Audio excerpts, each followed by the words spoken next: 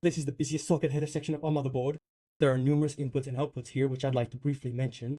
Some motherboards have a switch here, which is a very important one. For example, if you've changed or upgraded your RAM, you don't need to go into BOS for the exempers. You can turn the exempers on and off via this switch.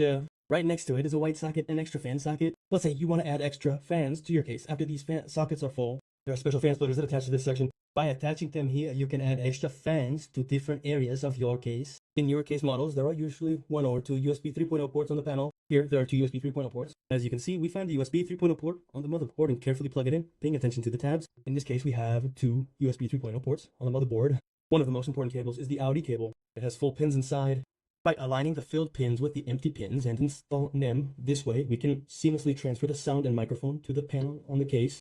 There are also two USB 2.0 ports. Carefully plug the cable labeled USB into this socket here, paying attention to the filled part. There is a reset button, a power button, and two status LEDs coming from the panel. Installing these sockets is quite easy because it is indicated on them which socket goes to which pin. Let's plug in the LED. Since there are LEDs opposite these pins, there are positive and negative terminals. The positive and negative terminals are indicated on the pins and sockets. Paying attention to these, we plug our sockets into their places in the positive and negative directions. We have filled our sockets as reset CV and power CV. While we're on the subject, I want to answer one of the questions that is often asked. You sometimes ask, Nick, that Audi, my power button is broken. How do I replace it? You disassemble this panel. There are clips on the back. By opening them to the left and right, you remove the button, and of course you need a soldering iron for this stage. You can replace your button with a new by soldering the wires here, or you can use this reset button in place of the power button. All you need to do is swap the positions of the reset button and the power button.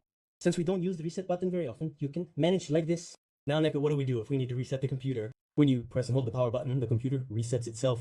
It shuts down. I installed a fan in the case. I installed an RGB fan. How do I control it? When you install an RGB fan, you absolutely need an RGB control circuit. This is located at the bottom of the case's interface. You can adjust your fans and LEDs by pressing this button. After installing the Formalex, you can connect the fan sockets on the case to these sockets and automatically control them by pressing this button.